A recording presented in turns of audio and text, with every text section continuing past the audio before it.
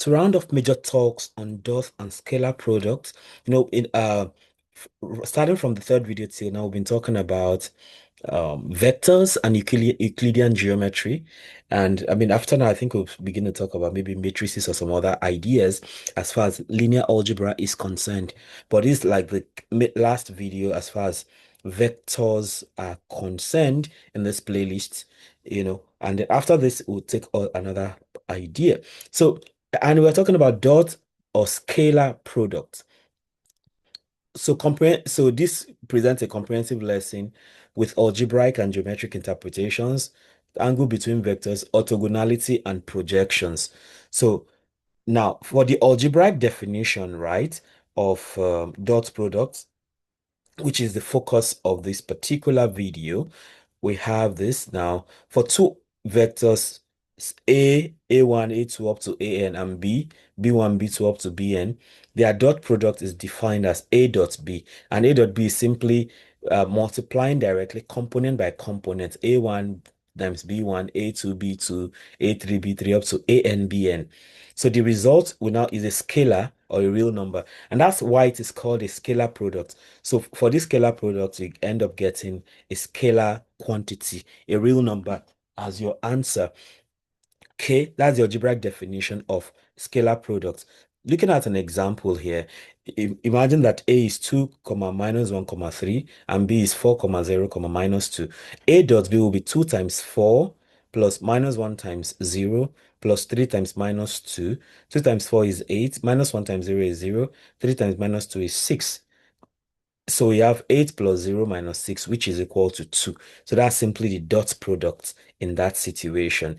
So, and some key properties of dot products, there are properties we have been seeing for some time.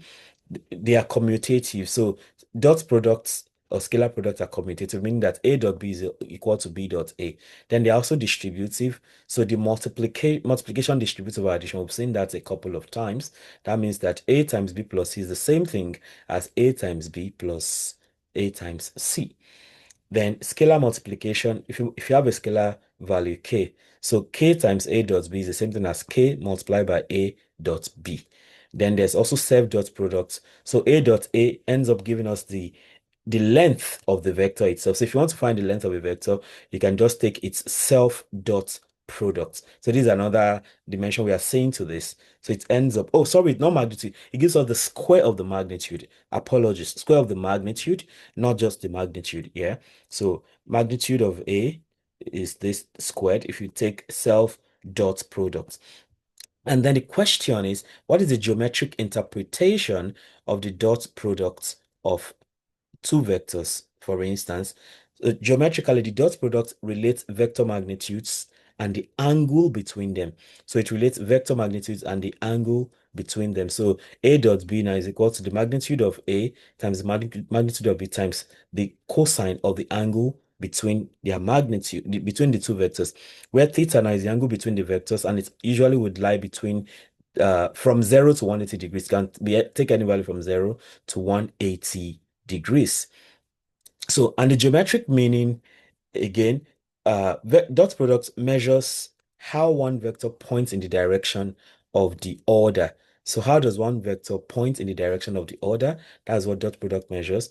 Then a positive dot product means that vectors point generally in the same direction. So if you get a positive dot product, it means vectors point generally in the same direction. If you get zero dot product, it means that vectors are perpendicular. So a very good test for perpendicularity is to check if A dot B is equal to 0. I know if they are perpendicular, it means that the angle between them is 90, and cos of 90, I believe, is 0. So, and that means that A dot B is 0. So if you want to check if two vectors are perpendicular, just check if A dot B gives you 0, like that.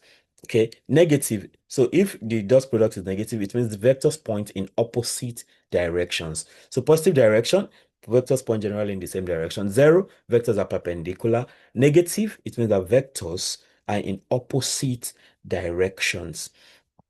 So we have an example here. Say example 2. let the magnitude of a vector A be 5 and the magnitude of B is 4, and the angle between them is 60 degrees. So A dot B can also, if you don't know the vectors directly, you just know their magnitude and the angle between them. That will just be 5 times 4 cosine of 60 degrees, which is the angle. So 5 times 4 is 20. Cosine of 60 is half. So A dot B in that case is 10. So that means that 10 tells us that the vectors are pointing in the same direction. So how about the angle between two vectors? Using dot product this time around, we already, the other time we could find the angle between, okay, the angle the a vector makes with the x-axis using tan, so that theta is equal to arctan of the y component over the x component, but this is totally different. So this one helps us to find the angle between two vectors. So from the geometric definition, the cosine of theta, of course, this follows directly from the formula because we know a dot b is magnitude of a times magnitude of it times cosine of theta. So if you're looking for this theta, that will just be arc cosine of a dot b over the product of the magnitudes, like that. So it follows directly from that. So this allows us to compute the angle between vectors. And for an example, we have this now. Okay, I think it can fit everything at once. So example 3 now. Let vector A be 1, comma 2, and B is 3, comma minus 1. So step 1 now, once we find the angle between A and B, we find the dot product first. So A dot B is 1 times 3, right? Plus 2 times minus 1. That's 3 minus 2, which is 1. Then step 2, we find the magnitudes now. So the magnitude between of the two vectors, first of all, for A, we have square root of 1 squared plus 2 squared, which is root 5. For B, we have square root of 3 squared plus minus 1 squared, which is 9 plus 1, which is root 10. Then the next one, we want to compute the angle between them. We have cos theta is equal to the dot product, A dot B is 1, all over this product of the magnitude, that's square root of 50. So we have cosine of theta equals 1 over square root of 50. Then the angle between them will simply be cosine of 1 over square root of 50. So you can punch your calculator and get all of that. Okay. And then we go for the idea of orthogonality. So orthogonality talks about perpendicular vectors. So when two vectors are perpendicular, then we say they are orthogonal. So two vectors are orthogonal if the dot product is equal to 0. And that makes sense because from the formula, right, cos 90 is 0. So this follows from the geometric form A dot B equals modulus A, that's the magnitude of A times magnitude of B cos 90, and cos 90 is 0. So A dot B is just 0 straight up. So an example will be this now. Imagine that you have A to be 2 comma minus 2 comma 1 and B is 1 comma minus 2. So A dot B will be 2 times 1, 2. Then 1 times minus 2, that's minus 2. So 2 minus 2 is 0. So the vectors are orthogonal in this case because their dot product is equal to 0. And then we have another very important concept of projection onto a vector. So talking about projection onto a vector, a scalar projection of vector A onto vector B can be given as, uh, you know, comp A, B. So we are projecting A onto B now. And that is equal to, okay, sorry. So that'll be the, so we have A to B, right? That's A dot B divided by the magnitude of B because we are projecting A onto B. And once that is done, then we can then have the vector projection of A onto B. So this is the scalar projection of A onto B. So the scalar projection of A onto B is A dot B over the magnitude of B first. And then the vector projection of A onto B now. So there are two things, scalar projection and vector projection. Scalar projection of A on B will be A dot B over magnitude of B. Then it also means that scalar projection of B on A will be B dot A over magnitude of A. But then vector projection of A onto B will now be projection of A to B. That will be the scalar projection multiplied by the unit vector in the direction of B. So that this is more like A dot B over magnitude of B times the unit vector in the direction of B, which is B itself over magnitude of B. That's why we now have A dot B over magnitude of B squared multiplied by B now. So that's the projection of A onto B. So this can be a bit tricky, so you want to follow that properly. So example 5 clarifies that for us. In example 5, imagine that we have A to be 3, comma 4, and so we want to project A, which is 3, comma 4, onto B, which is 1, comma 0. Okay. So if that is the case, now the first thing we want to do is to find the dot product. The dot product of A dot B is 3 times 1 plus 4 times 0. That will be 3 times plus 4 plus 0, which is 3. Then the magnitude of b itself, the magnitude of b is square root of 1 squared plus 0 squared. That is 1, right? So, and then step 3, the vector projection. So vector projection of A to on B now. So we have A dot B3 divided by uh magnitude of B squared, which is 1. Then multiplied by vector B itself, which is 1, 0. So that's 3 into 1, 0. That's 3, comma 0. So if you want to project A on B now, so it gives vector 3, comma 0. Well, that's the projection of 3, comma 4 on 1, comma 0. So in summary, we have this that for dot product A dot B is simply the summation of the component by component product of AI BI. That's A1 B1 plus A2 B2 all the way down to the last. Then in the geometric form, that's modulus of A times modulus of B multiplied by the cosine of the angle between the two vectors A and B. And then the angle, to find the angle between two vectors, we have cosine of theta now is equal to the dot product all over the product of the moduli of the two vectors. Then orthogonality implies that A dot B is 0, meaning that the two vectors are perpendicular to themselves. So that means cos 90 is 0. So that means A dot B is 0. So for scalar projection, we have scalar projection of A on B, that will be A dot B divided by modulus of B. And vector projection will be A dot B over modulus of B squared multiplied by B. And that goes. And then we can have a kind of summary here, like we had in the last video, looking at these ideas. So first of all, we have algebraic definition. So you have vector A1, A2, B1, B2. So A dot B is simply A1, B1 plus A2, B2. An example, 2, 3, 4 minus 1. So 2 times 4, 8. 3 times minus 1, minus 3. So 8 minus 3 is 5 straight. Then geometric interpretation now is something like this. So for dot products, you have vector A, you have vector B, and this is the magnitude of A now. So you have A dot B equals magnitude of A over magnitude multiplied by magnitude of B cos theta, the angle between A and B. Then we have angle between vectors now. So cosine of theta is A dot B over the magnitude. So you can compute the arc cos of that. Then here now you have A, you have B, you have the angle between them. Well, this is less than 90, so this is not particularly orthogonal, but orthogonal. So we are talking, I think this is talking about projection here. So for orthogonality, the angle is the two vectors at 90. So A dot B is 0 because vectors are perpendicular. They are inclined at 90 degrees. For the projections, we have scalar projection and we have the vector projection like that. So, and then we have practice questions as usual. In fact, I think I want to push this down so we can save a bit of space. Yeah, I think this should help to save some space up there. Yeah. Okay. All right. So compute the dot product. I mean, component by component, multiply component by component and sum up. Compute the dot product, find the angle between. You can use the formula.